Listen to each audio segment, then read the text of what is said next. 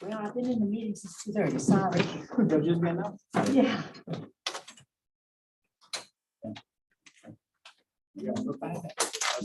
No pay right now. Right on the side. All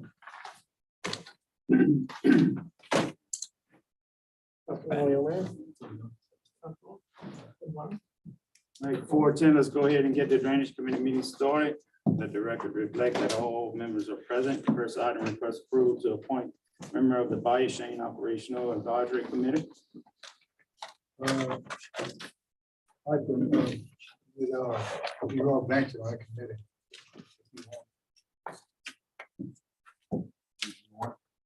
I don't mind. Okay, so move. I make a motion. Motion by Mr. Carter. Second by Mr. Mathern, all in favor? Any opposed? Motion carries. Item number 2, update on proposal costs for a long reach excavator rental. Gentlemen, I provided you guys with the two costs. One is associated with a 1-year rental. They were low ones, and also a 2-year and a monthly rental. I've only have about 4 or 5 projects that would extend out about 7 months. But I would like to gather information from each one of you on major outfall projects that might require a long reach. I think that we're not incurring any maintenance costs with this. They're also, if the unit breaks, they're replacing. But I think that a 1-year option would be our best due to the massive amount of projects that we have.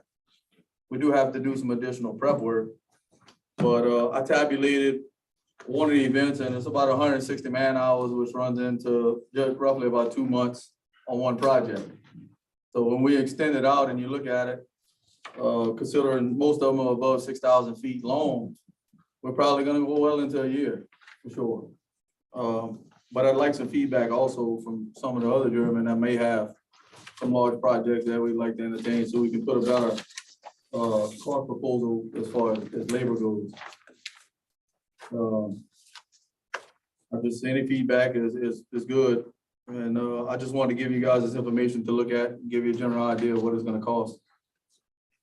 Well, I think the 1-year proposal looked pretty good. The project that you got, I guess to start breaking it down and see where the funding gonna come from each and get with each of the jurors, and discuss it, and then we'll move forward that 1 year. Okay, all right, no problem. Weather delay and all that, 1 year sounds good. And if you don't mind, like I said, gentlemen, if anybody else has any projects, please email me or contact me and let me know which ones we're looking at, so I can measure it out in an accurate distance, and then we can walk it out and make sure if there's any other interference with it. We did need to start moving some of these projects.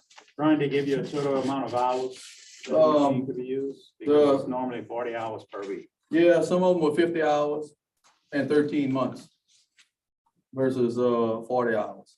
So they did extend out a little further. That's one question I did ask. Is the 2 you went out to, or you went out to more? No, I went out to 4. Yes, I had 4 prices, but these 2 were the lowest for monthly and also the lowest for 1 year and 2 years. What about the equipment insurance?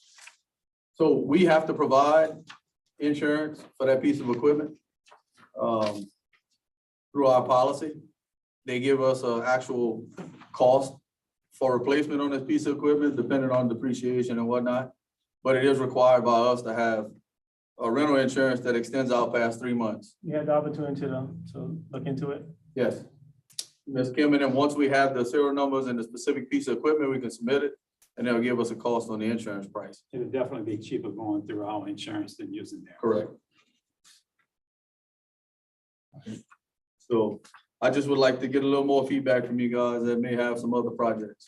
I just want to give a little presentation on what I had received and found. So no approval at this time, correct? No. No true approval. Item number 3, discuss deck reconstruction on Q Street, Ward 8, Deer Springs, Ward 9, Ladot, Ward 8, and Bell River Pumps, Ward 9. So we went out and surveyed these particular locations, and these are 8x8 construction decks. They're leaning, falling in. The main supports are broken underneath the bottom.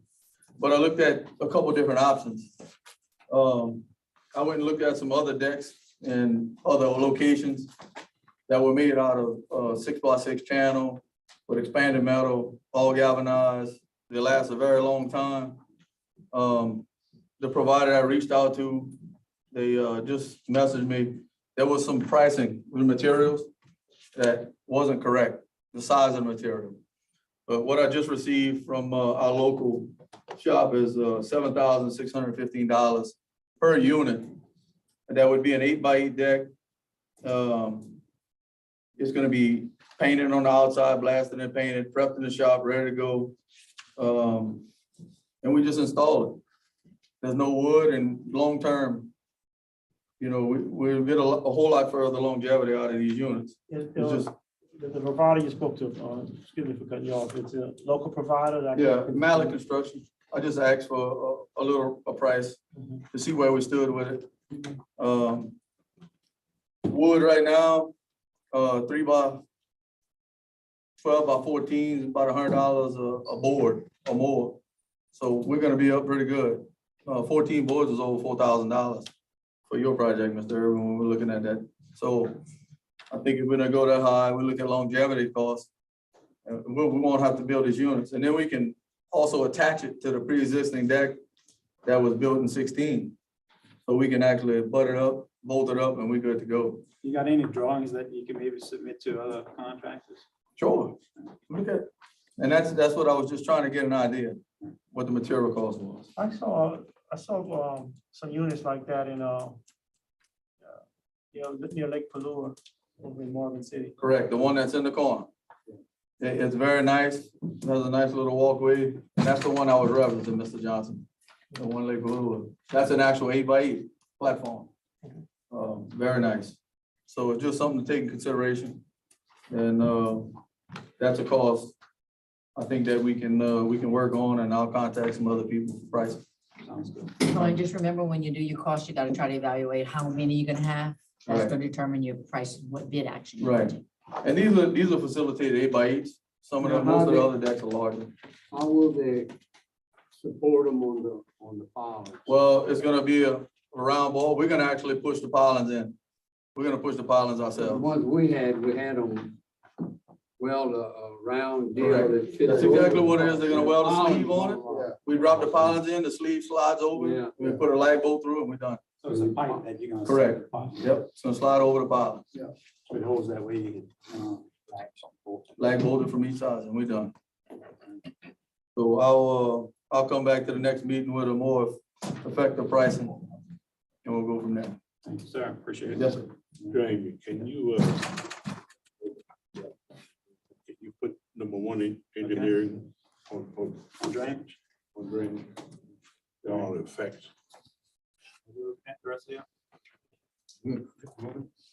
All right. So, we good? We need a motion on that. We need a motion to move a agenda item? Yes. I make a motion that we move, number one off the engineering committee to, drainage committee. All right. Motion by Mr. Carter, second by Mr. Blanchard. All in favor? Any opposed? Motion carries. All right, this will be item number 4, update on a project status and funding sources by GIS Engineering. Mr. Good Jacob. afternoon, jurors. Thank you all for taking care of me. Reason being, my son has a baseball tryout, so trying to get there for him between 5 and 6:30. So I missed the front end of it, but at least I'll be there. So appreciate it. Thank you. Update on the Constant Canal project, the LWI. Had discussions with Mr. Antonio Carrier and Eddie Powell, who's driving the design assistance program. And that we are 9 weeks into a 6 to 8 week time frame, if that makes any sense to you guys. So we're expecting any time. Mr. Antonio said once he receives the executed CEA, it can still take 6 weeks. So I think, I'm not sure, Ms. Kim, if you sent the executed CEA back to, for this is the Constant Canal, LWI Watershed Initiative. That's the one that he requested twice. One we still have. Yeah. We're not in receipt of You it. sent it to waiting to Mr. receive it Antonio back and to from Eddie. Yeah. No, he never got us the CEA yet. Oh, boy. So he said 6 to 8 weeks. Correct. So we're in week 9 since he He sent said that email. everything he May 8th was requested, the they email. working on it. May 8th was that email saying 6 to 8 weeks. So just wanted to unfortunate update, but that's where we are. We're tracking. We can't wait to do it. We're trying. So that is where the Constant Canal project stands with the LWI funding between the parish and the state. We have recently got a new member on staff, Mr. Chip Klein joined GIS Engineering. So we are learning new things on funding sources. So we have several different meetings. One being is going to be with Pat Forbes over at LWI, just to talk about additional funding, round 2 funding. There's different things coming out. Several, I think $250 million of requests went in, but there's only $100 million slated. So not sure which angle they're going to go. There were talks that the LWI is going to do all 250 projects, but a lot of them may be band-aids here and there, but everybody will get their wish. There's another one that says maybe all these projects are not beneficial for the program, and you won't be able to do these bigger jobs that would alleviate some of the smaller jobs. So if you put a large project here, smaller job not even needed. So while the money's here, those conversations are still being had. We are lining up meetings currently for the Mississippi River Valley legislative fly-in to Washington, D.C. with our delegation. So we'll be in front of them. I'll share that meetings as they get set up with the jury. And as far as other funding sources, we're looking into, there's several outstanding still. Decisions are waiting. But all in all, the parish has 3 specific LWI dredge projects, Himalaya, Valley St. Vincent, and not Napoleon, Himalaya. Third one's on the northeast side. Brother St. Martin. Yes, thank you. So those 3 projects are inside LWI. One was 8 million, 4 million, and 1 million request. So we're waiting to hear back on those. So I guess that's in a nutshell where we are right now. If anybody has any questions, please never hesitate to give me a call. And again, thank y'all for adjusting that agenda to get me up here. You're welcome. Good luck with that kid, man. Yeah, go ahead. We'll see where we stand, man. I hope- Got to make the team, man. Yeah, we'll see what happens. Motion to adjourn. Second. Motion by Mr. Carter, second by Mr. Blanchard. All in favor? Aye. Any opposed? Motion carries. Meeting adjourned. We'll call the 420 Finance Committee meeting to order. Record reflect all members are present. Item 1, request approval to pay list of bills submitted through July 7th, 2023. Motion by Mr. Nakam, Second. second by Mr. Carter. All in favor? Aye. Opposed? Motion carried. Item 2, discuss handrail installation at Bayou Lafourche Walking Trail across from APCC. Yeah, we're gonna table it, guys. We working on some pricing for some aluminum handrails. I'd like to table this item. And additionally, you're gonna contact the Bayou Lafourche. Friends of Bayou Lafourche. Correct. To talk about the stability issues. Correct. Yes, sir. No action on item 2. Item 3, discuss dumpster proposals received and select the lowest bidder.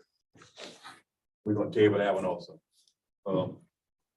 I didn't provide enough information to the jury that I should have, so give me another 2 weeks to get some more information with contractual agreements and commitments they can make that so everything looks good on paper. So we're gonna table that one also.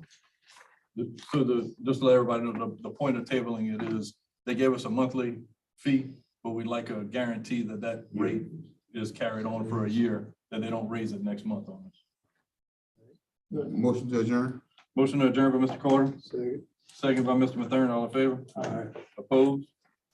Meeting adjourned. 426, let's personnel committee meeting to order. All members are present. Number 1, request approval to propose personnel manual amendment as presented. Yes, the recommendations are presented. It's various items that I'll go through each one. The table of contents obviously reflects the additions and new sections.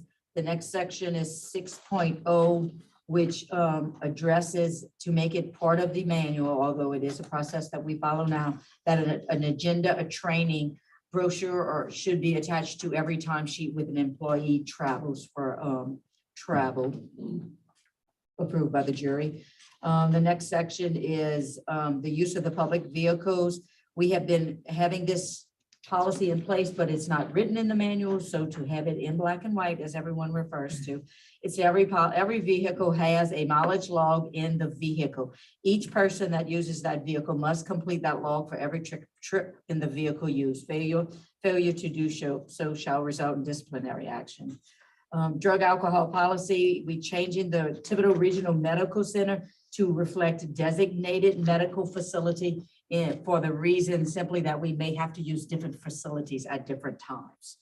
And then we get into the internal controls section, which goes through a lot of different internal controls. I'm not going to read every one of them to you. They do reflect what is happening now and who is responsible for what task. And periodically after each audit, we have to change the policies to reflect actuality and also with new personnel. So that's what these are about. The credit card section removes it. It used to say we had 2 credit cards. Now we only have 1.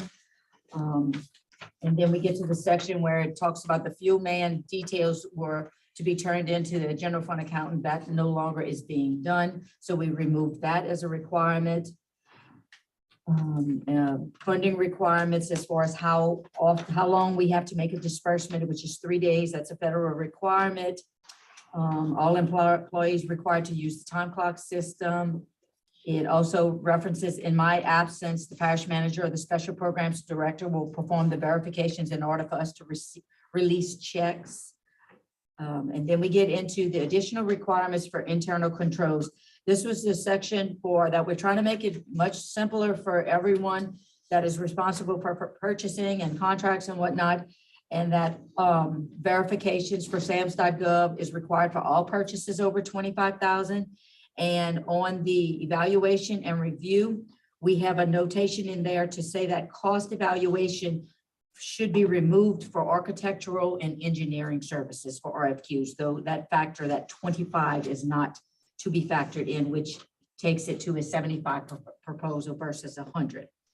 Then we get to the disaster recovery business continuity policy.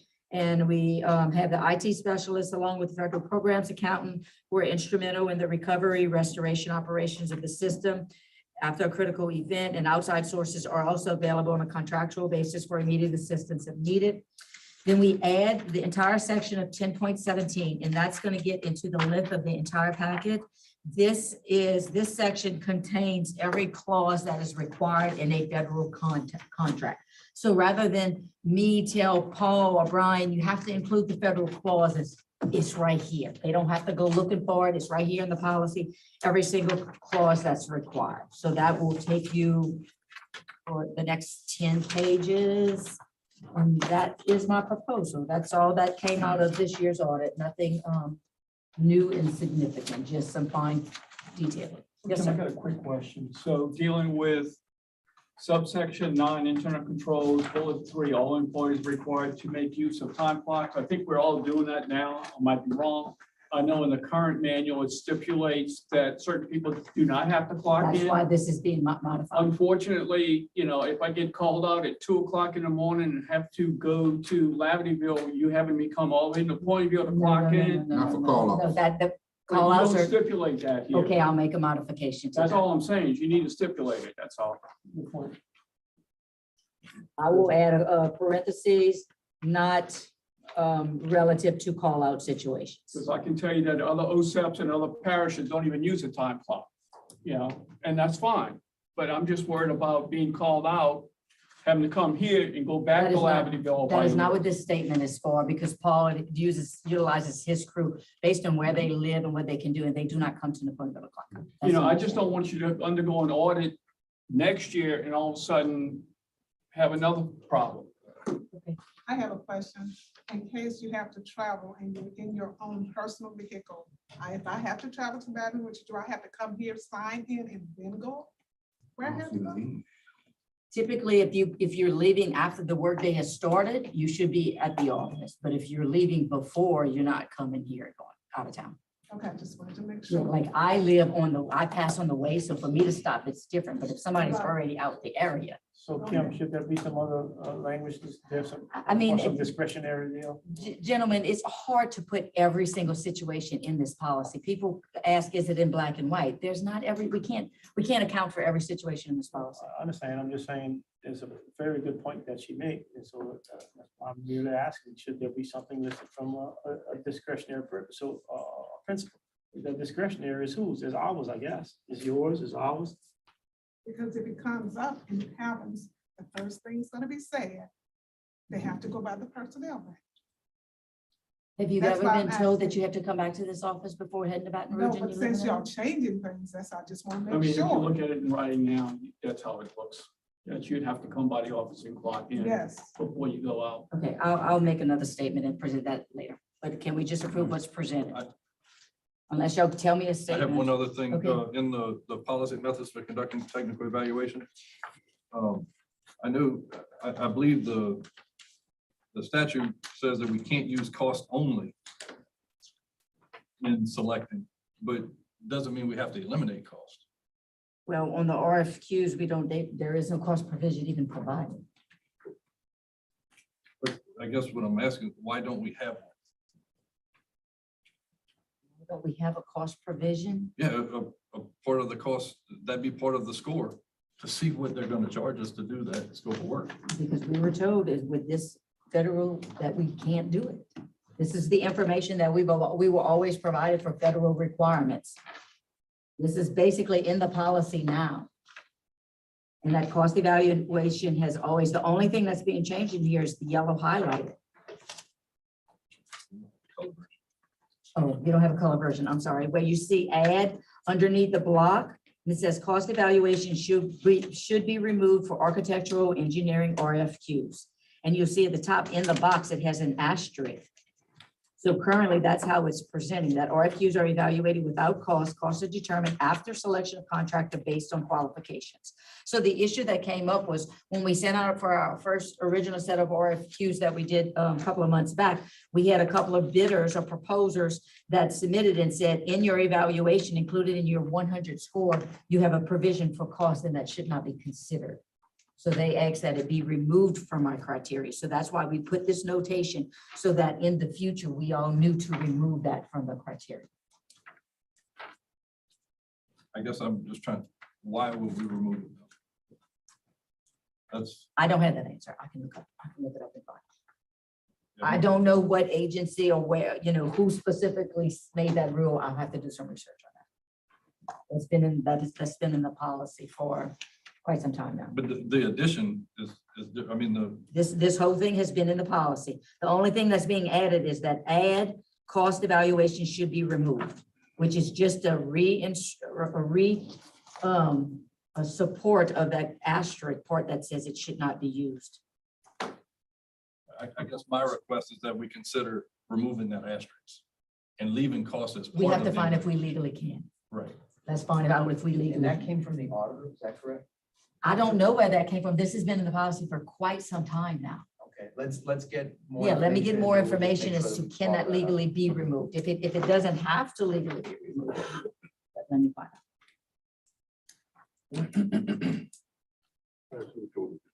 Okay, wait, let me make some notes. First of all, I'm gonna find out if the cost evaluation can be, if it can remain is what you want it to be. You want it to remain. Right, yeah, my understanding of the current guidelines is that cost can't be the only reason for selection. But it doesn't say that it has to be excluded. Okay, let me look into that. So we'll approve aside from that. All right, and then I'll add in the statement about not relative to call out situations for the time clock. And I don't know what verbiage I'm gonna use just yet. If you want to, I'm gonna try to come up with some verbiage and bring back to you at a later time as far as identifying. I think, Kim, I think you've already got verbiage in the existing one that it has to be approved by supervisor initially. From clocking in when you're traveling. It doesn't say anything about traveling, but if you just look at that verbiage on the existing one, I think you ought to be able to tweak it in that aspect.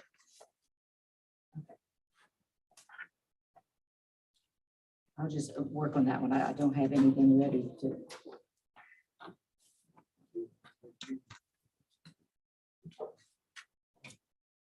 All right. In the future, if y'all could give me that in advance, then I could be more prepared with an But I mean, I wasn't made aware that those draft changes until just a little while ago. well, okay, the agenda came out Friday, so, But the attachments weren't on the agenda. I'm just saying. Sure. all right. It's presented to you all for your consideration.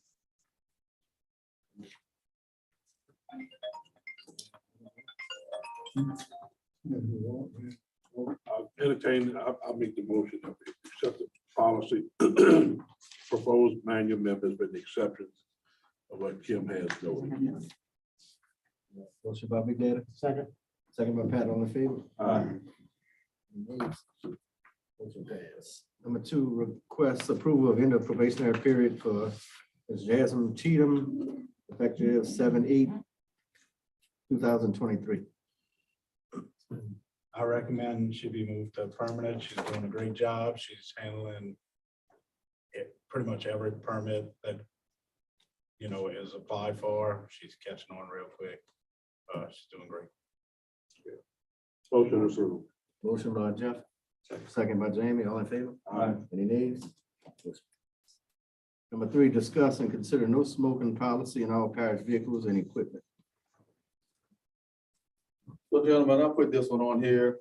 Our buildings and facilities are no smoking facilities, and some employers have expressed to ask if we would consider a no smoking policy in all of our vehicles and our equipment.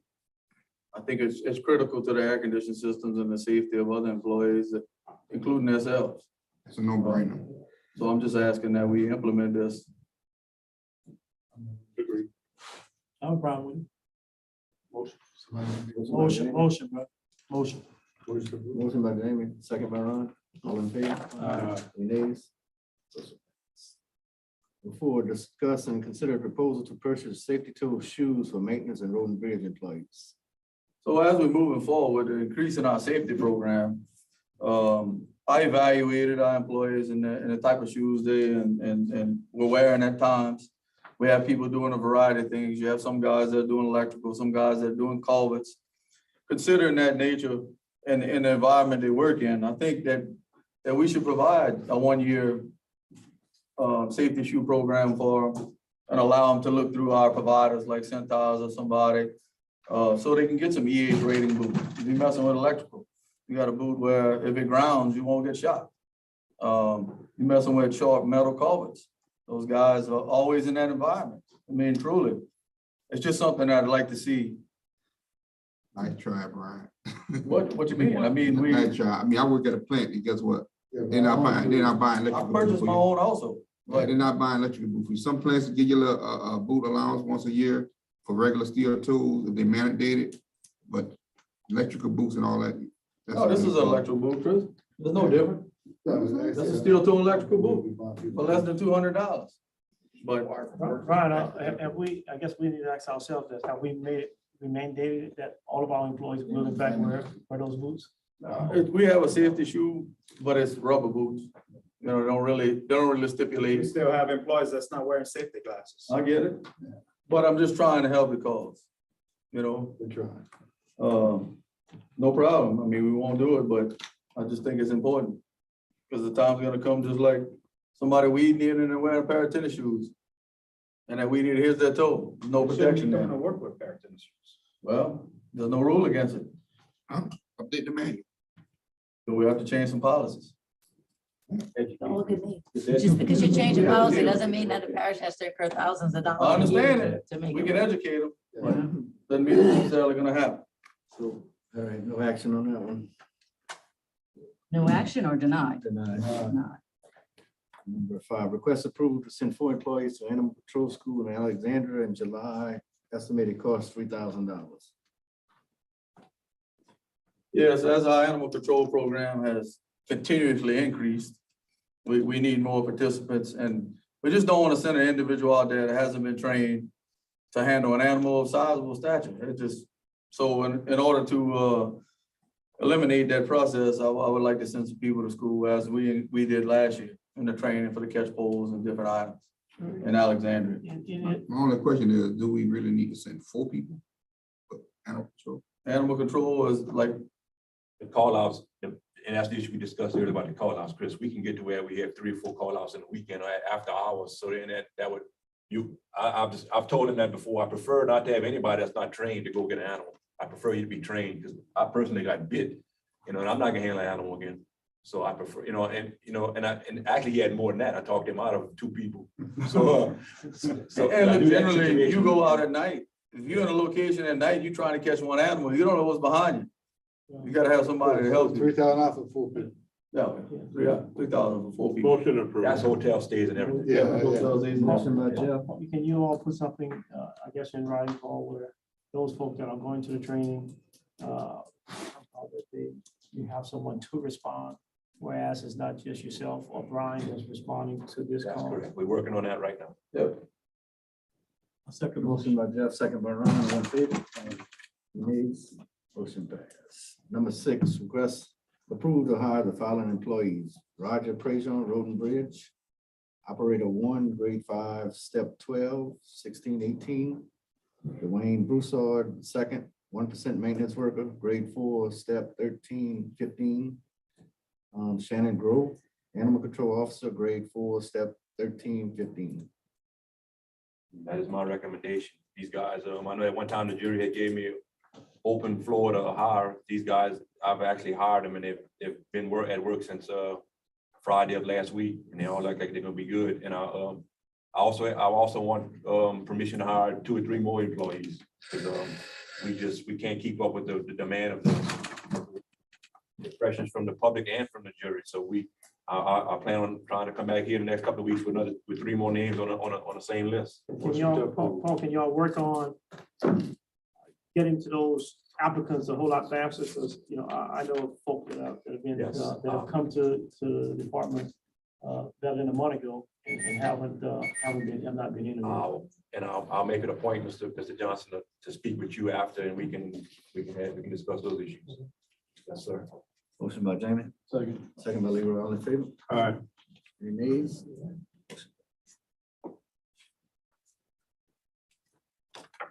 Motion adjourned. Motion adjourned by Jeff, second by Jamie, all in favor?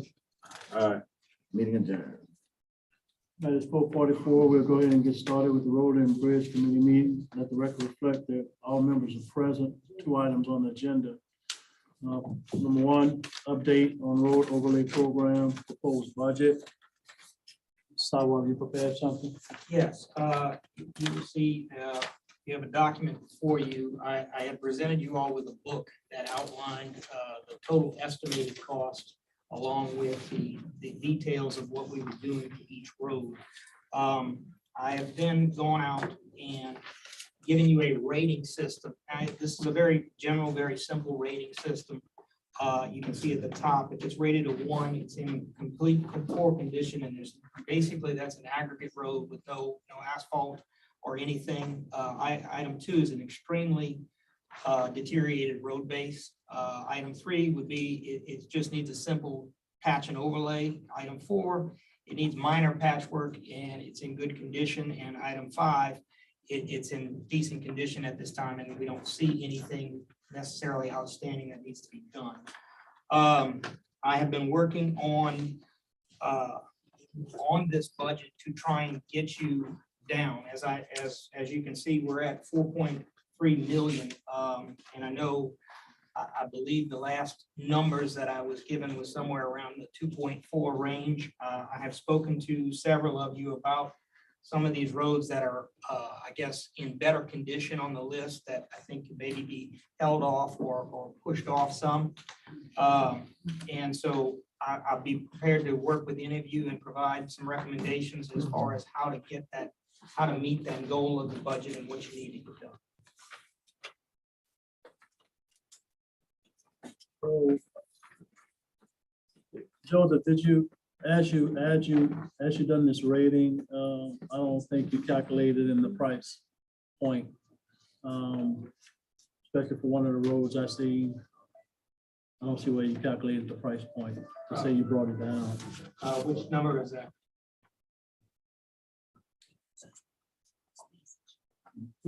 No, I see it. My mistake. But anyway, we still need to cut it down, Joseph. I would ask that each juror please try to get with Joseph to try to see where we can button this up a little bit. Recent road overlay programs, we're around 2.2, 2.3, 2.4. Based off the last cost estimate, he says he's at 4.3, we're still high. I would like to see us come to some resolve. Hopefully in the first or second meeting in August, we can go ahead and proceed and expedite this road overlay program. I also been looking at the monthly incurring taxes that we've been receiving. We're estimating right at 100,000 a month as it pertains to the road fund tax. If we're able to proceed sometime in August, and we dial down to sometime in November, 4 or 5 months to complete the job, complete the program, we will be at maybe 2.6 million. So I don't know if that's going to help buy some time to go ahead and maybe add a few more dollars to each ward to try to do some improvements. But we don't have we budgeted last year, I think early this year at a flat 2 million. I think there's some opportunity where we can add some additional dollars to it, even though we've designated as pertains to the TAP grants that we applied for a potential 700,000 that we earmarked for the road program. I mean, for that grant, but that has not been awarded yet. We don't know when it's coming. We don't know, but we know one thing: we do have reoccurring taxes that comes in the parish on a monthly basis for the road fund. I ask that you all get back with Joseph and try to see if we can button this up a little bit better. And hopefully we can come to some conclusion. If not at the next meeting, hopefully the first meeting in August.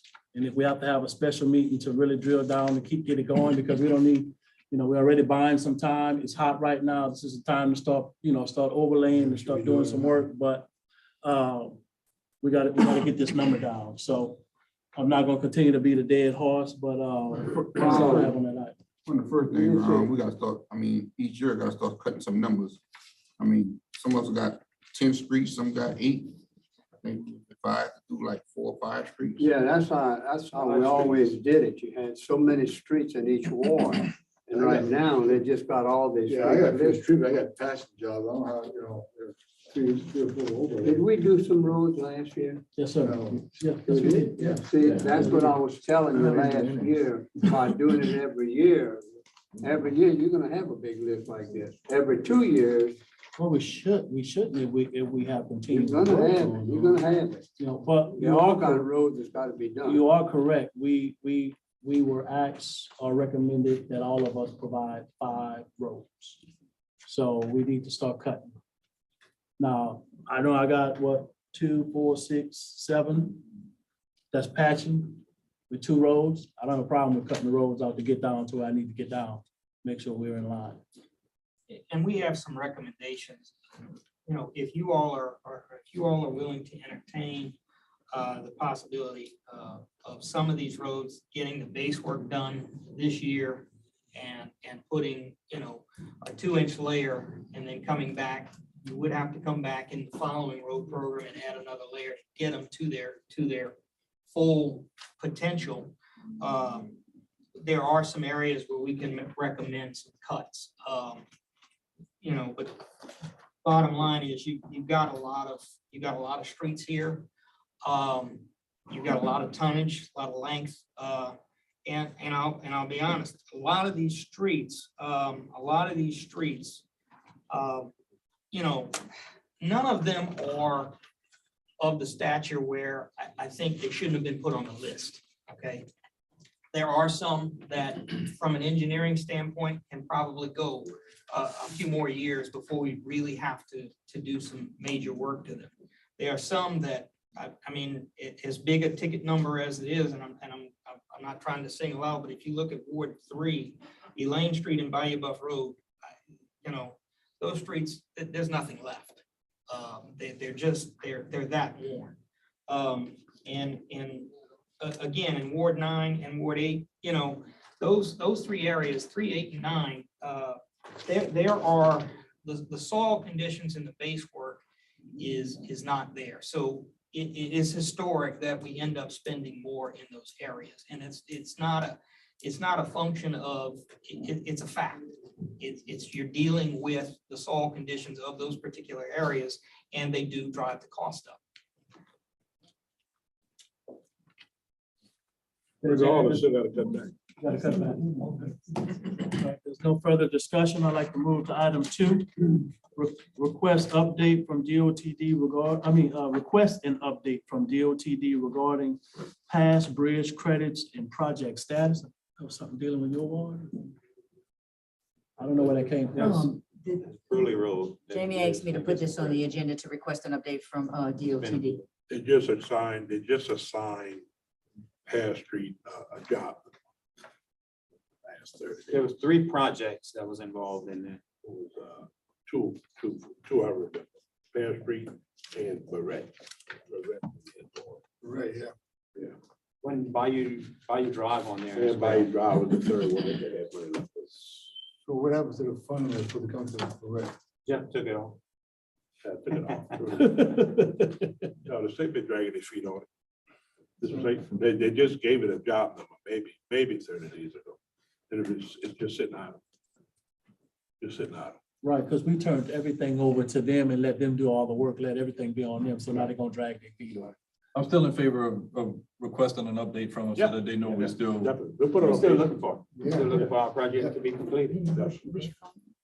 Yeah. Like I said, Hello. You talking? You need a motion on that to send something to the state? And that's the road that we're taking over as a parish road. There we Yeah, we took it over. They did it over We took it over. And that's why we get into these jams right here. Because we take over roads from the state, and then when it's time to redo those roads years down the line, we don't have the funds to do them. They're big roads. The more we do that, we're gonna find ourselves in these positions. Do I need to entertain a motion to get an update from DOTD regarding this? Okay. With that being said, motion to adjourn. By Mr. Blanchard. By Mr. Palmville, all in favor? All opposed, motion adjourned, meeting adjourned. We'll go ahead and get started with the insurance committee meeting. Let the record reflect that all members are present. One item on the agenda, discuss upcoming general liability insurance renewal with Arthur J. Gallagher. Tommy? Thank you, Ron. I'm here because we have an insurance renewal due on August 1st. That's the anniversary date. And I'm gonna explain in my write-up, executive summary, we don't have all of the quotes in yet. And this summary is gonna explain that basically it's the property market is terrible. But let me go ahead and address it. I'll go through it and I'll probably read it instead of elaborate because I talk too long if I elaborate. But at the end, if you have questions, I'll address any of them. Arthur J. Gallagher Smith appreciates the opportunity to present an update on your upcoming insurance renewal. We have surveyed the marketplace on behalf of police jury and contained in the summaries a review of our approach and findings thus far in the process. Overview. As we do every year, we have submitted applications to 50+ different insurance companies requesting quotes, with the majority of that number being property carriers. Due to the current marketplace and past catastrophic claims paid, carriers now have to underwrite accounts first to decide if they can offer a quote or not, and due to the capacity issues, and then decide on what pricing levels if they have the capacity to offer a quote. This creates a backlog in the underwriting process compared to former years, past years. Our Gallagher team begins this renewal process really early, 5 months in advance of the renewal date, and constantly follows up to make sure the underwriters keep the jury's file on top of their desk when we go through this process. Property highlight. Past 3 years of major natural disasters have significantly affected coastal property insurance market. Carriers have lost billions of dollars in paying claims, as well as have had to pay higher reinsurance costs.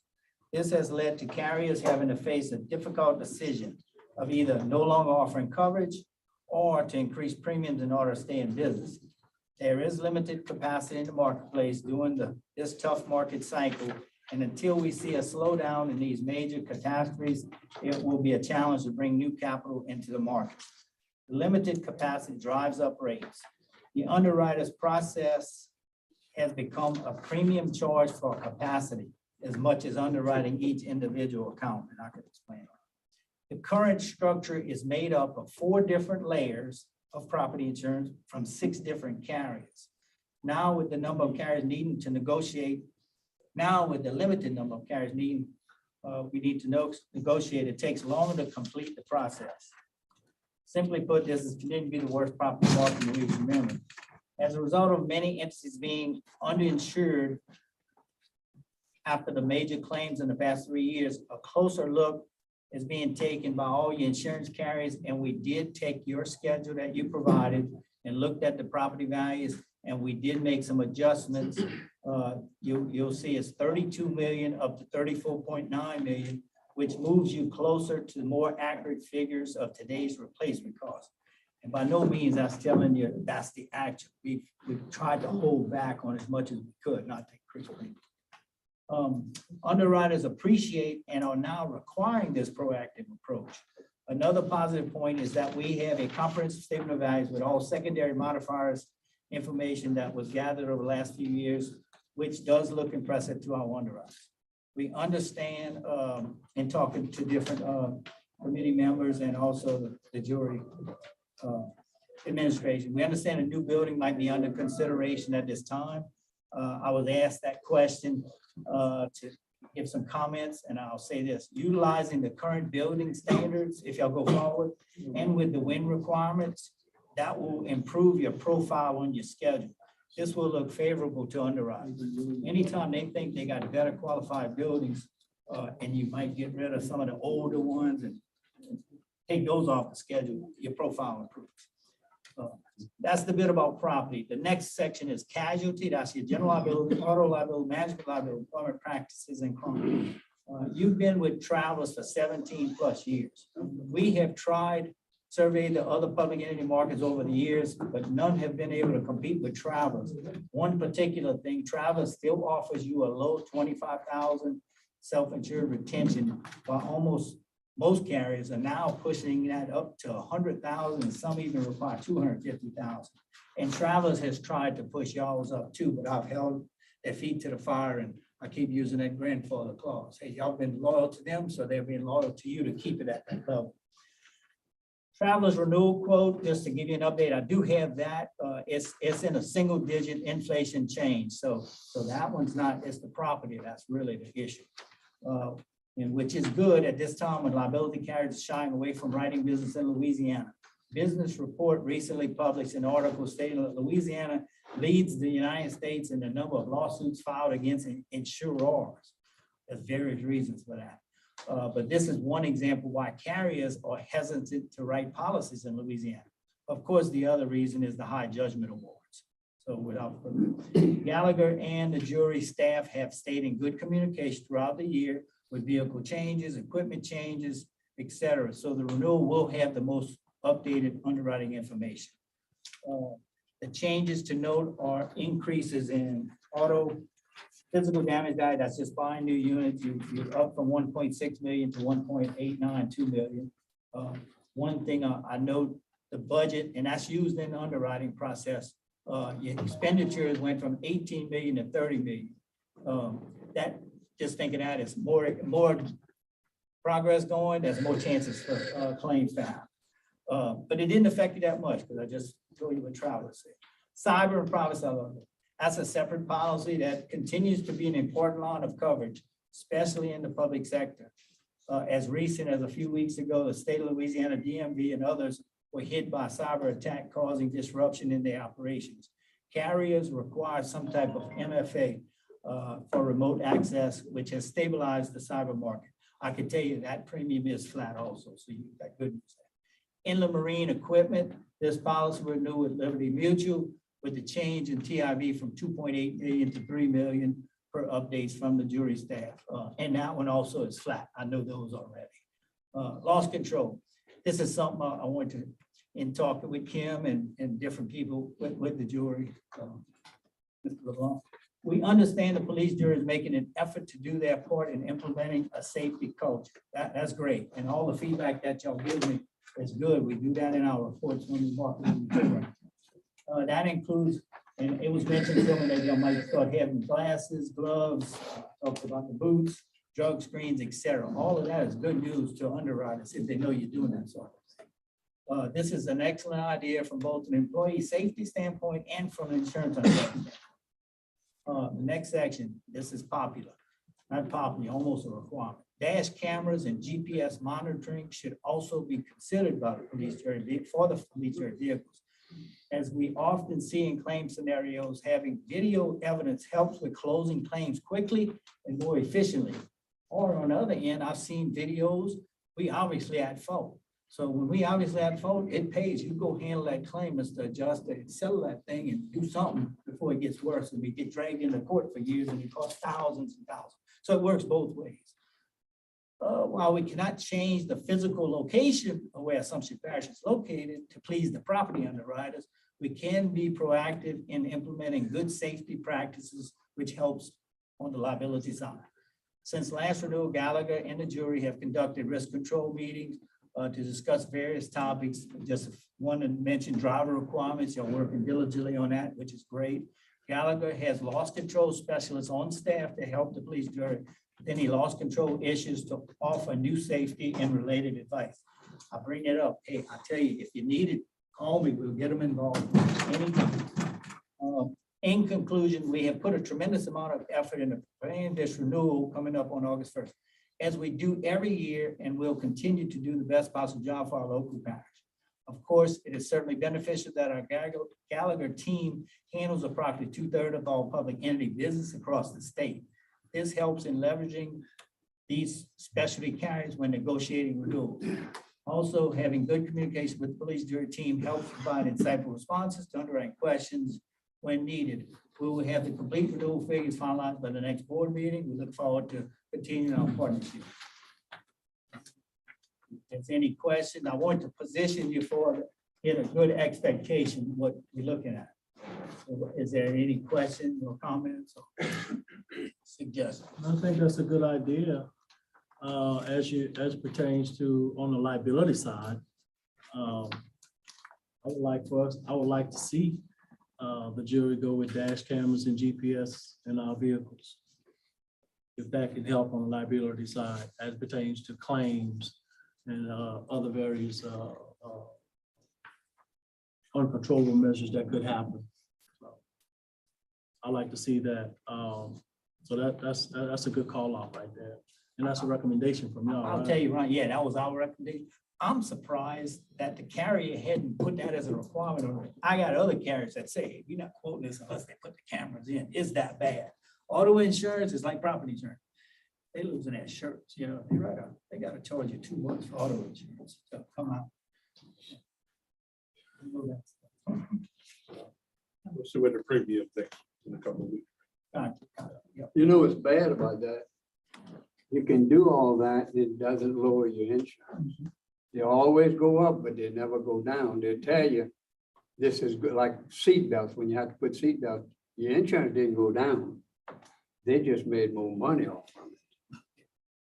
I agree with that to a certain extent. I could show you situations in a hard market side. It depends what insurance you're talking about. It's Property. good to have them cameras. Most businesses gone with them now. Well, I can tell you this, you gotta think of that in the grand scheme of things. If you avoid one claim from going out of whack, it paid for it 10 times over. You know, we know, we see some videos that it was a setup job. And basically, when you look at that video, oh, this is definitely a setup job. They need to go deny that claim right away. But otherwise, you could have $100,000. They definitely did for themselves. I'll show you a video later on. Ask him to show you that video. He showed me. Just to let you all know, Justin and I have been working and he enrolled in 60 days? 60 days. 60-day a trial period for monitoring of the vehicles. We're going to start with the mosquito abatement fleet. And once we see the 60-day trial, we'll see how it works. And then our plan is to expand it to the entire fleet. Not get dash cams or anything, but GPS. Yeah. We in the process of doing that. All right. Bring some good news. Well, let me, I don't want to. Dash camps save us a lot of money. Look, let me just tell you this. If you ask me, hey, what we looking at? I don't know exactly yet, but I know this. All of the public entities that I've renewed, it's anywhere from 20 to 50% when it's a big chunk of its property and most of your premiums in your property insurance. So you may be looking at, I'm hoping on the lower side of it. But look, I'll tell you this too. I don't want it to be a shock to you guys because I'm having to tell this story to everybody and at every meeting. And I usually ask this question, have you gotten your homeowners renewal lately? You know, and it's often, some people shake their heads and I see people getting 30 to 50% increases on a homeowner's cost, which is ridiculous. But what it is reinsurance costs is going up so much. These carriers buy reinsurance to insure their book of business. And it's the same thing on your property insurance. It's the same carriers here that writes in Florida. And we got hit 2 years back to back, 2021. They got hit in 22. So some people say, oh, we didn't have it's going to take a few more years because those same consolidation of carriers is less to pick from. So guess what? For them to survive, they got to pay for more reinsurance to the ones that stayed and so on. So, but anyway, but I can promise you, you're going to have the best that's available. Because I've been working on it for 5 months now, you know, and knowing. So, yeah. All right, well, we look forward to seeing you at the next meeting and come with your proposal. And we'll proceed from there. One, just off the top of your head, what's our deductible? Is it Well, 5? you have a 5% with 500,000 is the minimum for a catastrophe, a hurricane. Okay. If it's other than that, it's 250 is the minimum, but it's 5% per building with those. So we already using, and that wasn't me trying to do that. They require that. So you have some high deductibles now, but I can tell you this, we've gotten calls, people tried to go without coverage and they got called out because there's an act called the Stafford Act. You are required to carry or buy what you can purchase as far as insurance. Otherwise, FEMA's not going to step in. You know, you can't rely on FEMA is what I'm saying. So just know that. But those are the deductibles. So now I'll tell you on the liability is 25,000. Right, that's I'll mention that here. right. Yeah. So just as food for thought,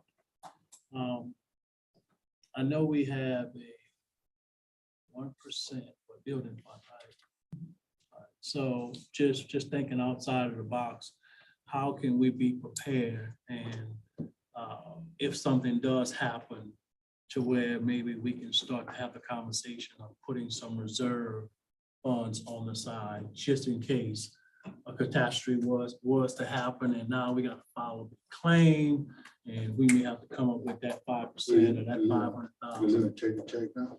I'm not saying we have to check the check, Yeah. but we do get, Yeah, we're gonna check I'm the check now. just throwing it out there. I'm not, There's no reserve in that 1%. Yes, we collect that money every month, but at the rate that we continue to add on to the fleet, to the projects and the maintenance, the expenses come with it. it's just a So thought. so we get all this money coming down and we think it's free money and it's grant money, but there's a price tag that we pay year after year, every day.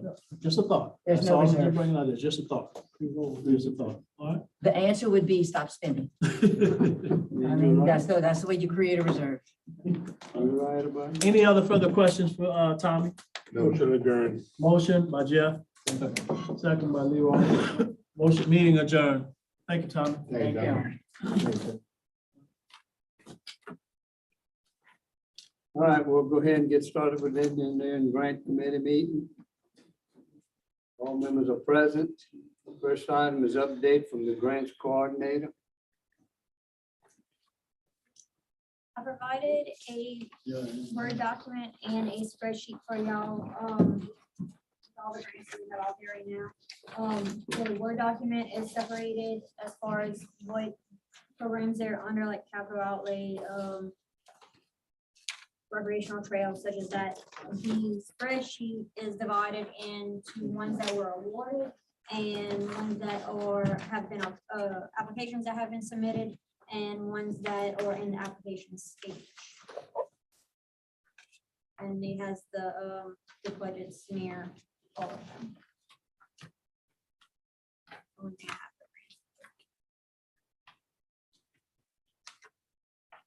Question.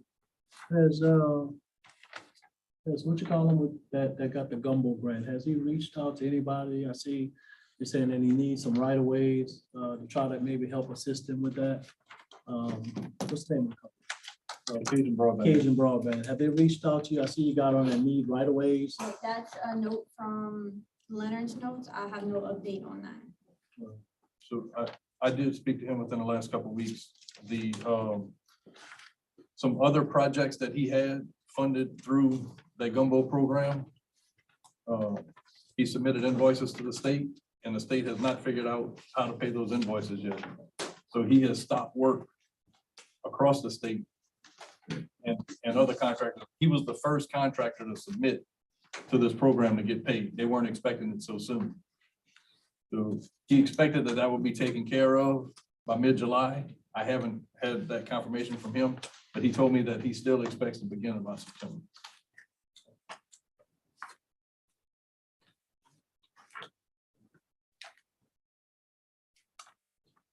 Is it Megan? Yes, sir. Thank you.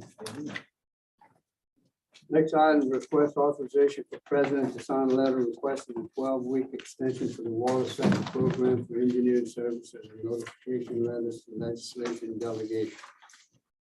With the grant conditions that were submitted for the water sector program, that was around the time that Leonard resigned, and then there was a gap between then and when I was hired. So we lost time on going out for the RFQs and procuring an engineer for all this work that needs to be done for it, and we had a 6-month deadline. So that shortened that 6-month deadline from the time of that letter to about roughly 7 weeks. And so we're going to submit a request to extend that timeline 12 more weeks so our engineer can complete those designs. Suppose he doesn't get the extension. Hold up. Suppose he doesn't get the extension, then what? 7 weeks is very unfair to that engineering company, Yes, I agree. you know? The state agency did not say that they thought there would be any problem in getting things. Okay, motion by Jeff, So second by Second. Jamie. All in favor? Opposed? Request approved for a 4-foot hardship variance on the side property line located at 126 Jolie Morris Street in Ward 6. So this is a variance that was requested. I bring before y'all. It's for 4 feet on the side property. The neighbor has signed off and agrees to it.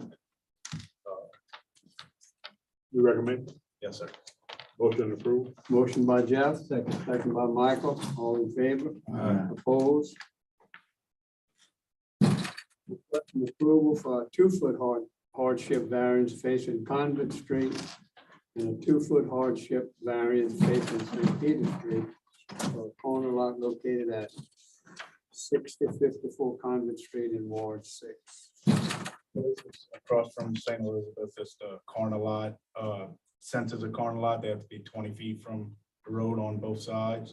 And he's requesting to be 18 feet from the road on either side. So there's nobody to sign off on it. It's a road. I got his signature and he's requesting. Yes, and you're welcome. This, you all right with that? So move. Motion by Ron, Second. second by Jeff. All in favor? Opposed?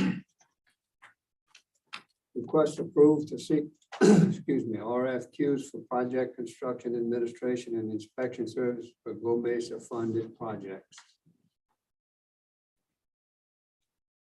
There's something I put on the agenda. I know we've been talking about trying to get these projects off the ground. Everything has to be go out for RFQ, so why delay it? So I got a motion on the floor for it. So move. Motion by Ron, Let's just clarify, make sure everybody understands what these projects are.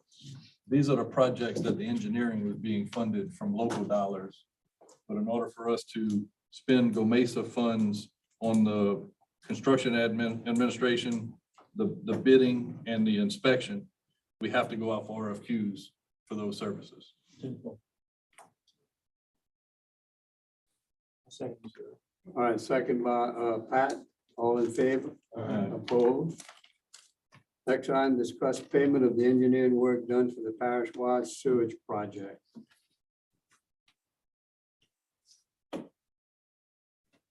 And so we're in receipt of an invoice from Savo Engineering for some work that he done prior to us applying to the water sector grant. I believe that's correct. Is that? That's correct. All right. So at this time, I guess I'd like to, I know we just received this invoice just earlier this week. I would like some time to review the work that was completed with the invoice, maybe meet with you to get some clarification on some of the items. So at this time, I request that we suspend the invoice now, or how do you want to handle that? I mean, you have, it's an invoice, you have plenty of time to pay it. I'm willing to work with the jury. If there's some things you want to discuss, I'll gladly discuss them. I'm not, we can do that. That's no problem. We'll hold it. Question, does, I understand what you're saying. Does this delay anything with the current water sector? I mean, with the engineering firm that's been selected? Has he taken the, accepted the to do the work? Yes, he has. He's going to put together a contract and send to us. He's working on that now. It was pending the approval of the request to get the 12-week extension because he couldn't meet the timeline of the mid-August timeline. Probably no more than that, though. We probably can't exactly entertain or into another agreement until we're satisfied what you're referring to look at now to make sure it's correct. You have to finish one engineered facet of work before we can entertain another.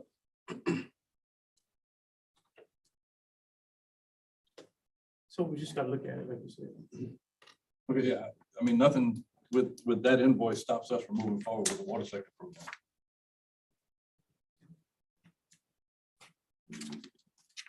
It seemed like we entertained a contract with it's gonna be two engineering firms and you haven't satisfied the first.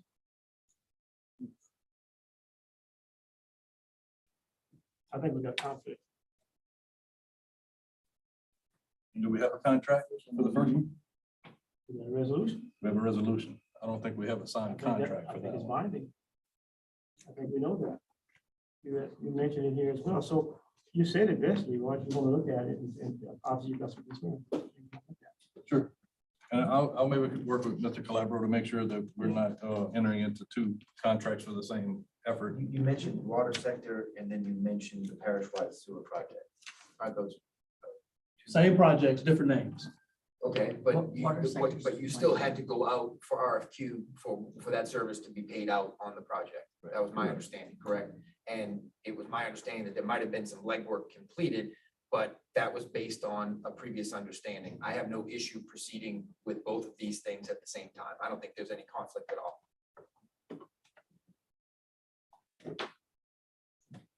Okay. You'll go ahead and meet with him. Yeah, I'll meet with you next week. No problem. All right, next item, request approval to rent the equipment for the Bertrandville drainage outfall cleaning and snagging project and authorize R&B staff to complete the project. Pretty much discussed that earlier, so we just can table that. With this one would be table. That would be with that long range he's talking about. Yes, sir. Yes, sir. Okay, so Brian, you'll have like a cost for us on this, and any other juror that has a project will get with you and you'll have a cost for us so that we can decide what we're gonna do about that. Correct. I need the scope of the project from you guys so we can walk it out and determine the accurate cost. My job will probably take care of half of the rental on that. I just, And that's why I was asking, because I needed to, so we can solidify. Itemize work, yes. I just try to do it for the next meeting, so we can start renting. Well, as soon as they communicate back with me, I can put it together. We need to have I something. gotta have the information first. Let's get it for the next meeting. Any Gerard has any project? How much do you think you have? Not much. Not much. Not much. I got some. And you, well, you got this project, yeah. I've got some. You've got some, I got a bunch. and I've got a lot. And part of what Brian has to do, and part of his proposal is he has to take each project that you all have and try to come up with man hours. Man Because the hour, labor labor hours, has to be right, accounted That for comes for a somewhere. separate cost. Yes.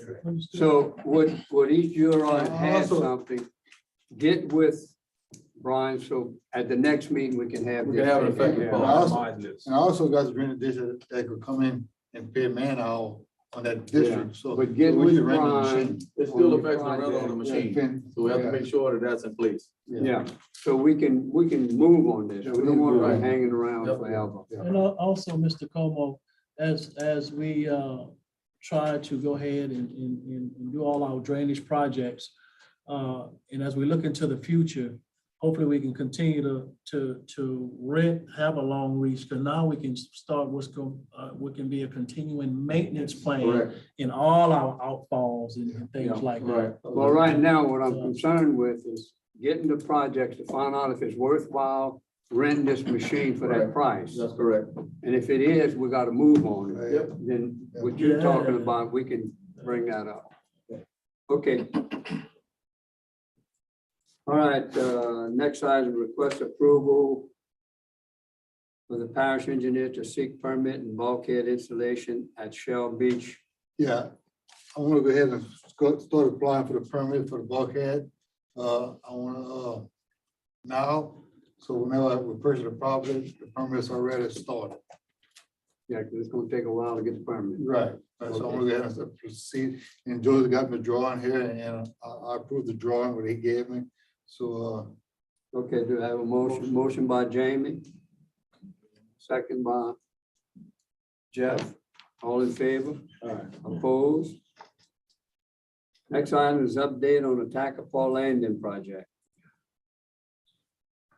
Yes, the contractor is proceeding. He has, to date, he poured the restroom slab recently. The electrical poles and lights are being installed. He's forming up the final remainers of the concrete caps to go around the launch as well as up to the adjacent launch. And we expect that he will be finished all of that by the end of this week. Anyone pay station? If you look, RFI 18 had the cost for the pay station outlined. The total cost with the camera package plus the pay station came to right at around 27,000. That puts it approximately $2,000 over the $25,000 allotment, but that is a refurbished machine has been supplied to us. So Did you get a price on a new one? I have not received the price on a new one. We spoke when you and I had the conversation with. How about the machine Urban's got? I spoke to Mr. Irvin. His machine does not accept credit cards at this time, and I know that was a particular request and need that you were looking for at Tacapá. I have been looking into some other vendors, and I am waiting possible pricing on those, as it is an allotment in the contract for 25,000. yeah, debit card machine would be a lot better, man. Oh, you do want. Oh, yeah. You want a Definitely. credit card. And it is, the prices that were provided to us by the contractor via the supplier is a refurbished machine. The actual machine that was specified at the time, they discontinued it. They're no longer making it. So they were able to offer that as an alternative. What kind of warranty they have on the refurbished machine? I haven't received those documents. We did request that, not of the contractor. We have requested that of the manufacturer. I will have to follow up with them because they were also supposed to give us some options as far as they offer financing for an upgrade to the machine that basically you pay nothing up front, and basically they take it out of, let's say you set the launch fee at, $6, and they collect $1 or whatever until that is paid off. They were supposed to be sending us a submittal to a breakdown of that for you all to review. I have not received that. That would be a good way to go, responded to Mike. you. It was probably, when did we have that? I'm trying to remember when we had that meeting. It's been a while. It's been a while. What about a follow-up? Me. It's me. He's You haven't been- followed up on? They've been questioning since May. Yeah, we've been going back and forth, you know, and we did not, I did not follow up with the manufacturer. No, I did not. Yes. What we need to do, Joe. Okay. All right, agreed. I have another question for you. So what's anticipated completion date, part one? Part two is it a possibility to have use of the parking lot and ramp as the construction on the bathrooms continue? That would be something we would have to go into a discussion with the contractor for that to happen. There, It wouldn't be lit up either. Well, how about we answer part one first then? okay, part one, I would love to give you a completion date, but the current contractor as it stands right now is over contract time. So at the rate they're moving, I would suspect that, and again, this is strictly speculation, I would expect that he would be finished with the bathrooms and everything could be completed in approximately 4 months. And that's based on the rate of construction that I'm seeing.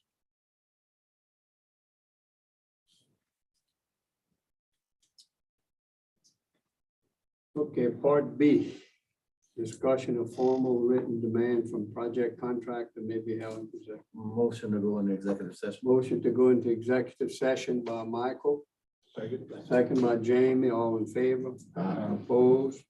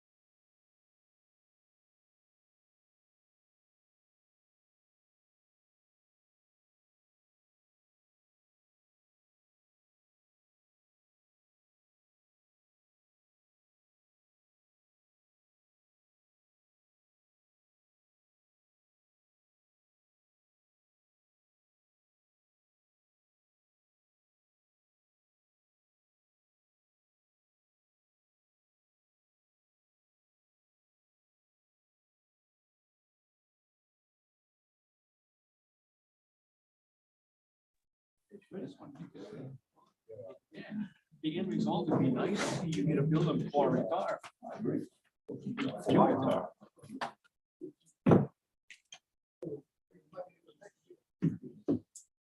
We have too much. No, we gonna eat.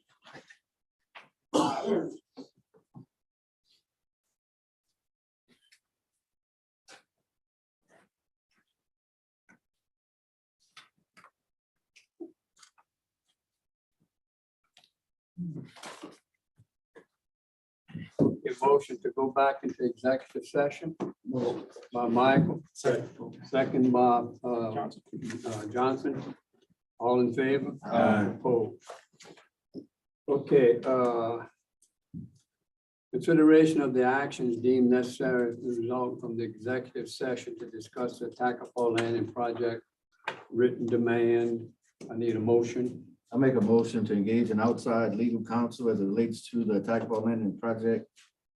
Written demand matter, the White v. Poirier Law Firm, to authorize outside legal counsel Poirier Law to formally request a response from the engineer's office to legal counsel as it relates to said claim, and to inform any and all parties so involved that future communications to Assumption Parish police jury pursuant to the same shall be initiated through outside counsel only, to authorize outside legal counsel Poirier Law to expeditiously communicate with Assumption Parish police jury's insurance carrier, and to institute any and all actions as may be necessary at this time to ensure timely and full completion of this project.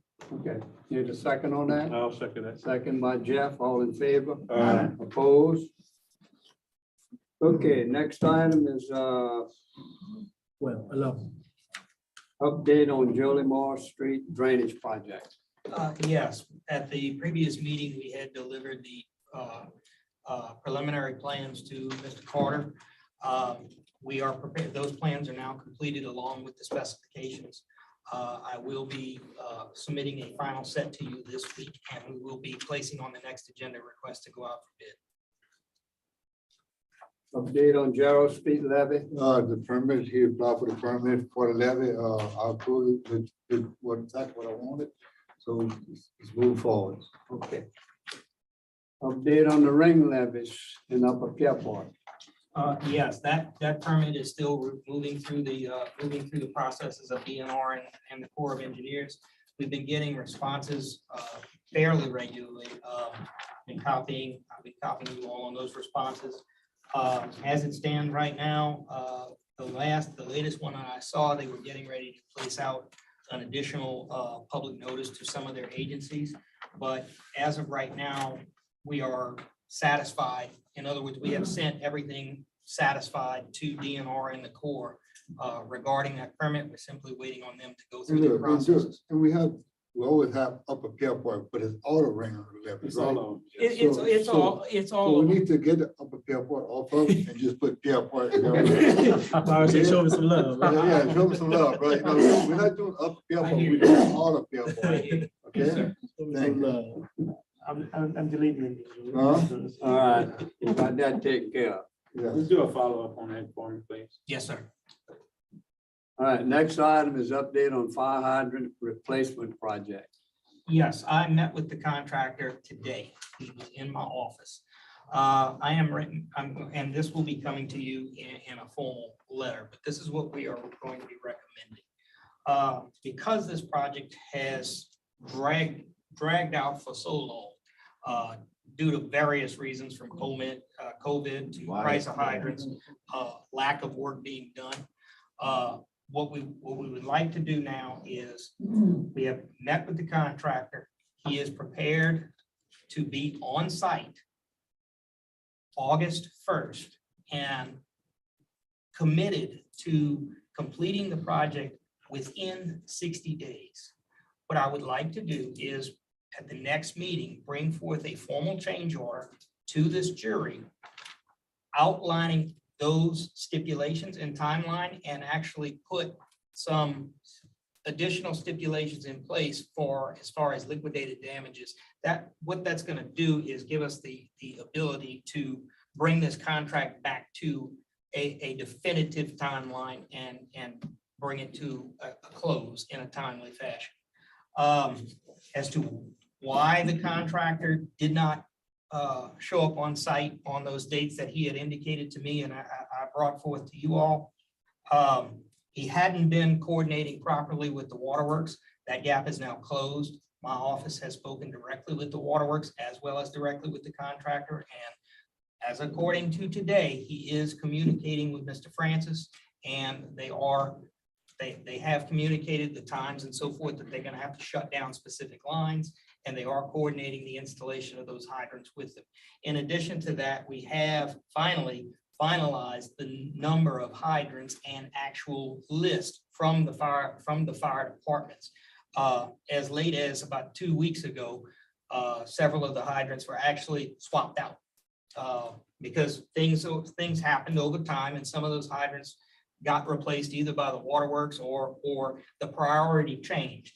We narrowed that down. Finally, we kind of drew a line in the sand with the fire departments. They brought us their finalized list. We provided that to the contractor, and he has given me a commitment that he will be on site August 1st, but I want to put this in a formal writing into the contract so that we have some teeth to hold him to that. Prior till today, when was the last correspondence you had with this contractor about the fire hydrant project? 2 days. I mean, we go back and we've been going back and forth with it. And How long would it It's just start? always the last minute. Timeline of the funding? So we can, It's over.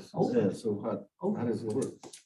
well, let me, just give me a second. wanna go here, Ron. first? Yeah. Okay, good. So the line item appropriation for this project expired June 30th. Mhm. I know I had spoken to Mr. Alcorn. He had put in a request to Senator and a representative to extend that, to extend the capital outlay funding. We haven't gotten verification yet that that extension has been granted. So we will not be able to move forward with this contractor until we can do it. And it's his own fault because it should have been completed by June 30th. correct, He is under contract and the work was not completed. correct. So we have to see if we can't extend the contract yet because the funding has expired. We have to make sure that the funding is in place. Mr. Brennan, I need to be at our next meeting. He's the chair of capital outlay grants. So. It's not a capital. No, this came from a direct appropriation. You get any verbal So, in talking to Senator Price and also Chad, Ed is still working on it from with the person that I think Kim gave me the name at the Capitol.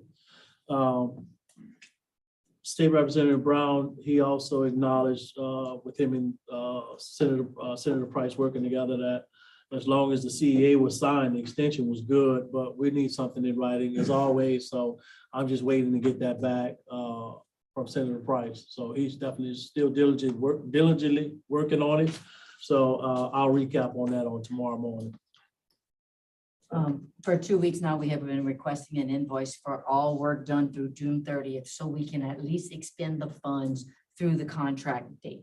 Well, We're still waiting on it. correct. And we have been requesting that information from the contractor. His standpoint is he has not done anything since his previous paid invoice for the supply of What the about hydrants. yours? So I'm not billing you because my invoices are based at this point on the progression of construction, which hasn't progressed. So we're not billing you either. So the hydrant sitting on Ezekiel, that's paid for? Yes, Yeah, it's all paid for. they're paid for. They paid for. So there is no billing through, that's what I'm saying.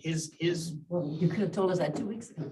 I understand. I was trying to get, when I spoke to Melissa about that, I know that she was trying to close some sections out, but I don't want to have I don't want to have a contractor generate a fictitious invoice to do that. And, You just need to get with these contractors. We can't allow this Yeah, to that's happen in the again. I drug mean, law. you need to be on these contractors, and if they're not doing the work, you need to bring before the jury and let us decide what we're gonna do. You can't just let it go on and go on and go on. And this project in particular, a lot of allowances were made because of the deals with COVID, the prices of the hydrants and so forth. But But when we what did the I- extension, we talked about the deadline. You got to stay on this. And I'm aware of that. That is why I'm coming to you with a recommendation to, let's, our fastest and quickest out to closing this project is this route, but I'm suggesting that we need it in writing so that we have some teeth in which to enforce upon the contractor, because even trying to enforce it at this point, he can walk. I know, he should have done that. I suggest we make you pay for it. Hope I have something to the jury before Friday. I will jump on it again in the morning.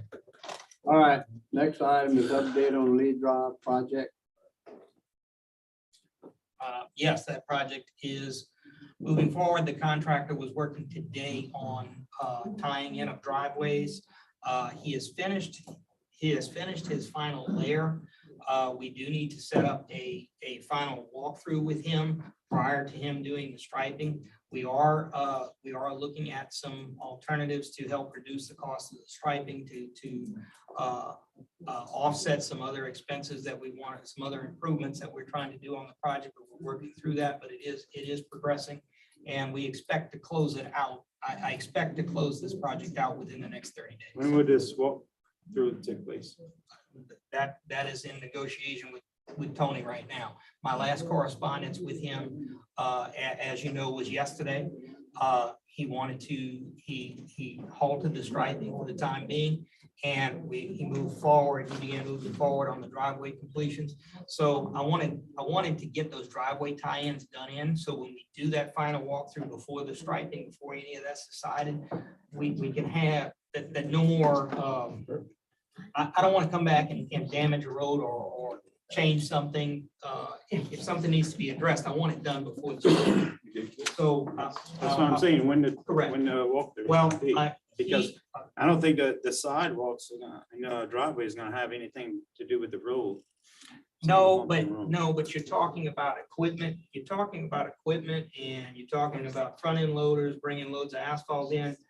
If he's going off the road, on the road, you put your striping, anything like that in the way. I don't want striping now. No, I know, but I'm telling you, I want all of that done. And then we do a final Send me an walkthrough. email. Yes, sir. Before any striping is done, that we have to have a walk.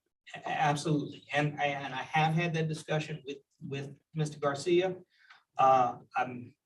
His projected time, and again, this is projected, he gave me a projection of about a week, another week to finish all the driveways. So tentatively, I would say that walkthrough that you were referring to would be in approximately 2 weeks.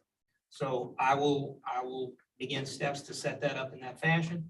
And of course, you all, whoever is wanting to be in attendance of that, please invite them. Mr. Jones, you got punch, so when you do the walkthrough, that's when you're gonna have punch list items. There's gonna be a complete punch list. So that, that can still keep him for another 2 weeks, or another month, right? Depending on. Depends on Depending on what it is. that. Just trying to find a fine line. I think we do have the same contractor that has the contract for our Parish Road Overlay Program. Mhm. So I don't know how much shutdown time he may need. He's at after he finish with you. He's at a completion point. He's at a completion point with Lee Drive that should not affect his side, the other contract. They should not conflict. In other words, any repairs that he has to do or any punch list items that he may have to address would not affect the other contract. Make sure they get punched out, but I still got some that's not punched out. Yeah. Update on the Ag Center roofing project. Ag Center roofing project, we got with Mr. Blankenship. We've identified the damaged areas, as well as the areas that where total replacement is necessary. I am looking at the structure right now of the concession stand, excuse me. As you all know, that was a block building with a timber structured roof with a standing seam metal roof on top. There's extensive damage to that structure, so we need to remove that. And we are going to more than likely, based on the estimates that I gave you, we're looking at steel framing in lieu of the previous timber framing. So that is underway, and we'll keep you abreast. We hope to have that project ready to go to bid within the next 30 days. Motion to adjourn by Jeff, second by Jamie, all in favor? Aye. Opposed? I did Who good. figured this out? I did good. Huh? I tabled a few items. Who figured this?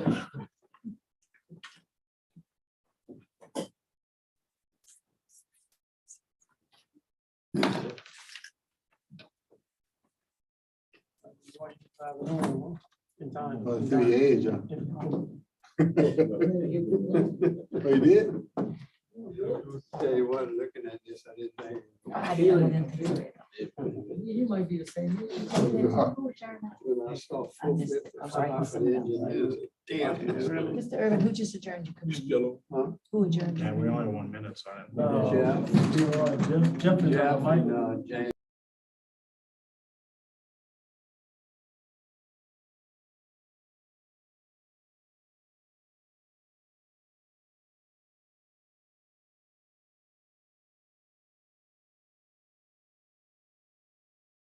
O'clock regular meeting. Let the record reflect all jurors are present. At this time, I'd like to take a brief moment of silence to recognize past jury member, Mr. E.J. Alamo, who recently passed. He gave 24 years of service to this jury. We'll observe that time now.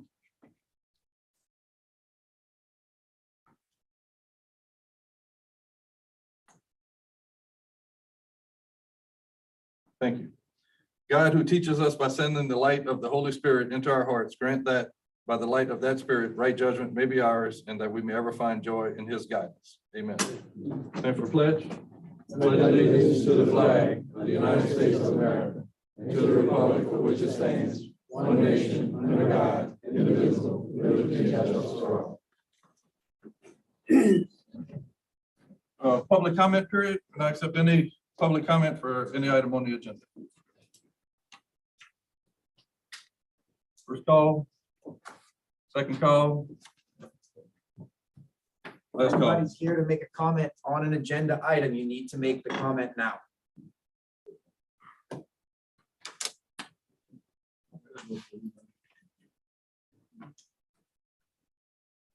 Please state your name and address for the record. Dennis Leonard, I'm Airport. Address 141 James Street, Airport, Louisiana. Yes, sir. The reason why I'm over here tonight is not thinking none of y'all is not doing your job. I was sitting in that business at one time. What year that was? What year that was? Oh, He served on here with me. Yeah, he served on here, yeah. look at that. First thing I want to bring up is about the garbage collector. Not the garbage, the trash. I talked to the man right here, I called him and told him he had been leaving them trash in my yard for about a month before this. So he told me, so I'm gonna give him a call right now, Mr. Leonard, remember that? Okay. And you can go, it's still there. And I went twice back after that to talk to you, you wasn't there. And I left my phone number and my name, she told me, I'm gonna put him in the desk and he will call you. And I never had no call from him. I didn't call you, I went to your house. You wasn't there. Looks like we have to keep the comments to agenda items. I got my phone in my pocket, usually when I get my phone. But regardless, it's still there. And what they're doing, if they pick up the trash, but they're gonna stop and then they're gonna just dig out a little bit of them and take a couple of loads, put it in the truck, and then go right around, and the trash is still staying. They say they gotta pick up like 3 or 4 yards, you know, pick up a half. I understand, Mr. Leonard. We can only accept comment for items on the agenda. We don't have any items on the agenda related to trash pickup. Mr. Pineville can maybe put something on the next meeting so that we can discuss the trash pickup. Well, I wish y'all would, because I mean, something got to be done. Definitely have a problem. We definitely have a problem. Yeah. And another thing I'd like to bring up It's on that levee in land subdivision.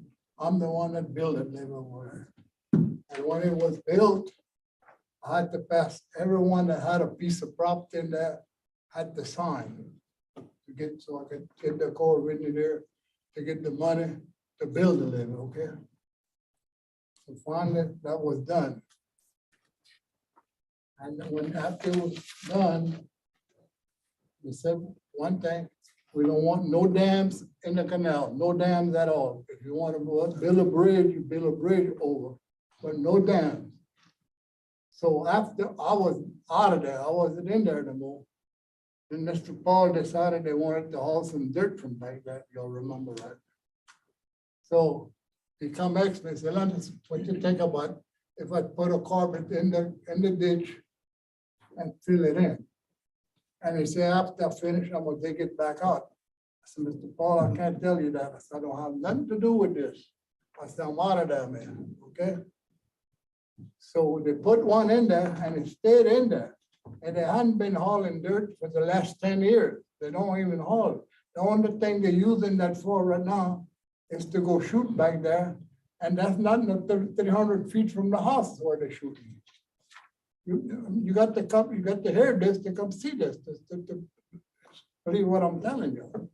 Something, not all the time, but sometimes when they get back there, that's what they do. So, and another thing I'd like to know how the police jury wind up with land subdivision. How did you wind up with this? Because we voted on this as a portion. $50 a year. Everybody had a piece of property in that. Still like that. I still like that. And subdivision got a board, a drainage board, they take care of the levee. Well, how come y'all took over the levee now? No, we didn't take over that. We just said. No, we just said- We helped the subdivision. You out of time up there on the podium. This is what I was told. This is exactly what I said, what I'm telling you right now. They said, oh, y'all got the money that the parish paid for, pay taxpayer, as taxpayer, I'm one just like the rest of us. And y'all took the checkbook and the money. That was in the bank for the levy. It's still for the levy. Funds are still there. Still there. It's still there in that account. And then how about a pump? We're the only one in the land subdivision from where I stay on James Street to the Pierpont store, they ain't got no pump. We ain't got a pump. And they got most of the houses is right there in that section right there. Mr. Leonard, I'm sorry to stop you. We're now on the fourth item that's not on the agenda. We have to stop, follow up with Mr. Mathern or Mr. Pineville for these issues in land use subdivision, and they can put them on the agenda so that we can address them. No, we can do that. That's all I got to say. Thank you. Thank you for your comment. Thank you. I'll get with you, Mr. Lennox. Any other comment? Thank you. Anyone else? Drainage Committee report? This Drainage Committee meeting was held this afternoon. All members were present. We appoint Mr. Leroy Blanchard to the Bayou Shane Operational Advisory Committee. We had a discussion about the potential of renting a long reach excavator, and we discussed the decks at Hugh Street, Dish Springs, Ladot, and Bell River Pumps. And we also had an update on the project statuses and the funding sources from Mr. Jacob Lewski with GIS Engineering. I present this all in form of a motion. A motion by Mr. Pineville, second by Mr. Mathern. All in favor? Opposed? Motion carried. Finance Committee report. At 4:24, the Finance Committee met. All members were present. We approved to pay the list of bills submitted through July 7, 2023. We discussed the handrail installation at Bayou Lafourche Walking Trail across from APCC. That matter is tabled. Mr. Blankenship will follow up with the Friends of Bayou Lafourche. Item 3, discuss dumpster proposals received and select the lowest bidder. That item is also tabled pending a contract from the provider.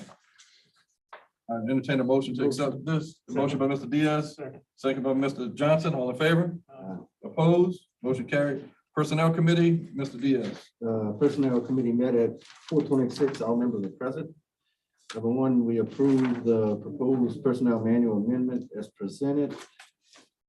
with some additions. With the modification to not using the time clock for call outs. I'm gonna propose some language relative to travel when you reside away from the office.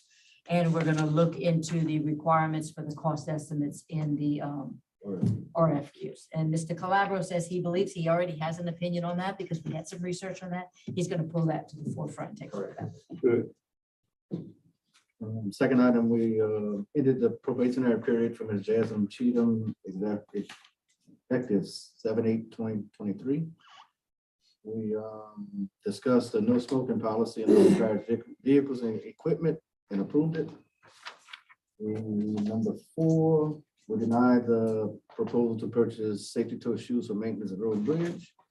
Number 5, we approved to send 4 employees to animal control school in Alexandria in July, estimated cost of $3,000.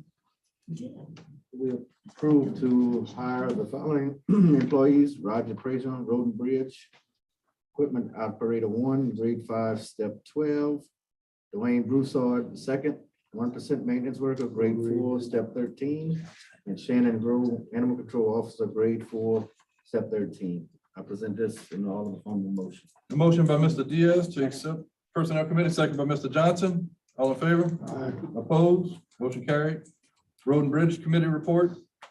Yeah, Road and Bridge Committee met today at 4:44. Quorum was present. 2 items on the agenda. First, we had a discussion about the road overlay program and proposed budget. There was some further discussion, and we will recap with more information at the next meeting. Asking that all jurors that have some concerns about their roads and also their adjusted prices get with the parish engineer to discuss and come down on those costs.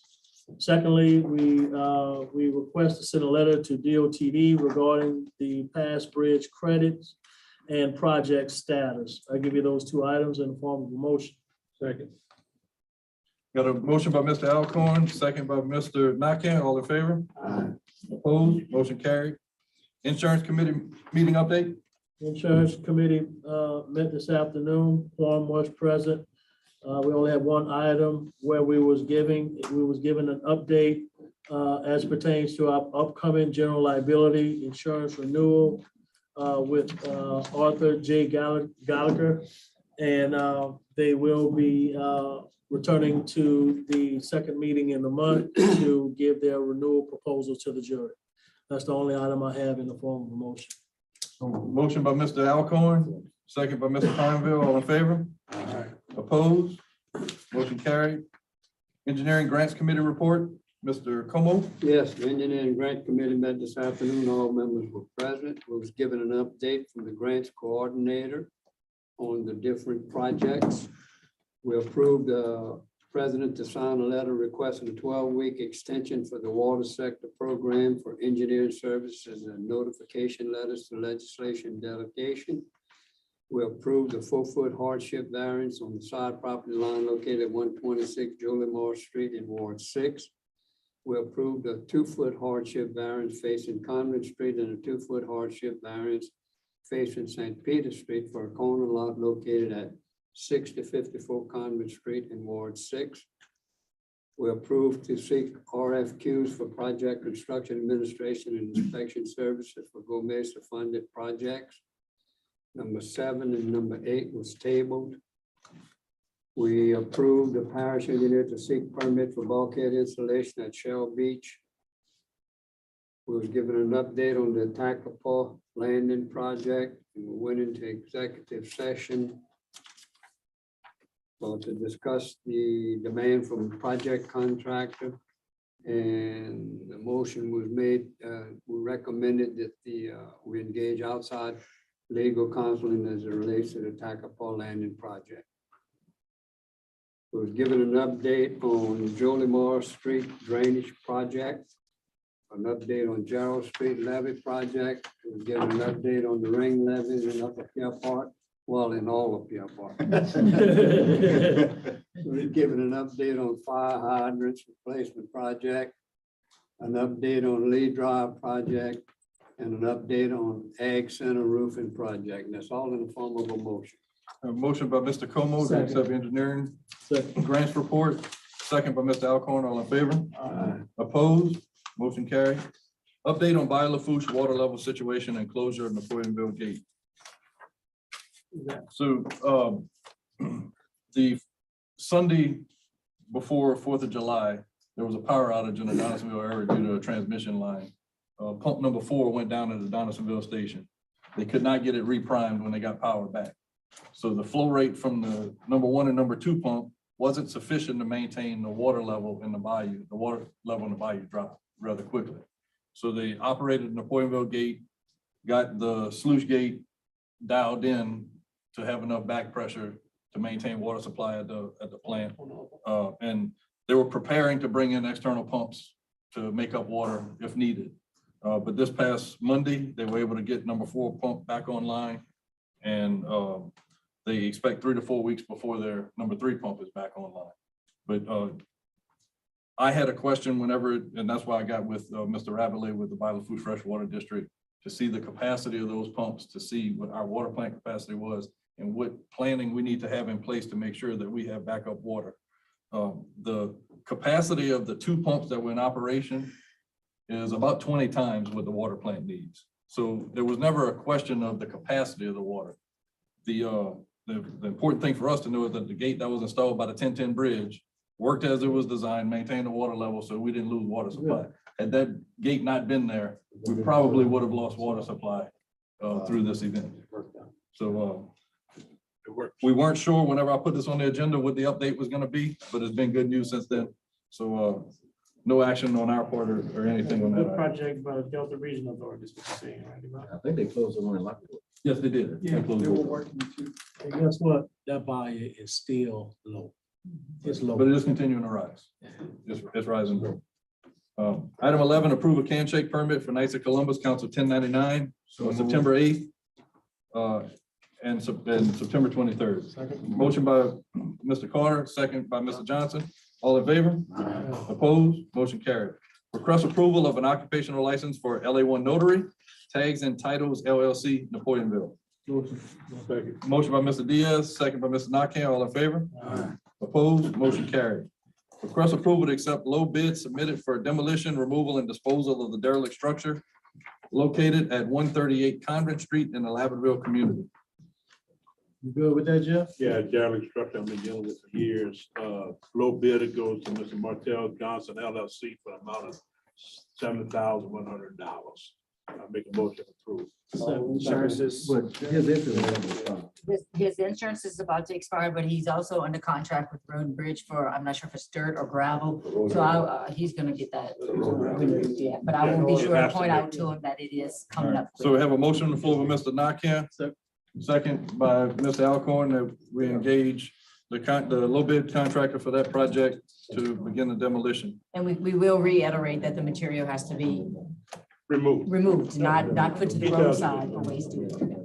Just to make sure. Item 14, request approval of the second phase of the derelict structure procedure for dwelling located at 307 Highway 1003 in the Classville community.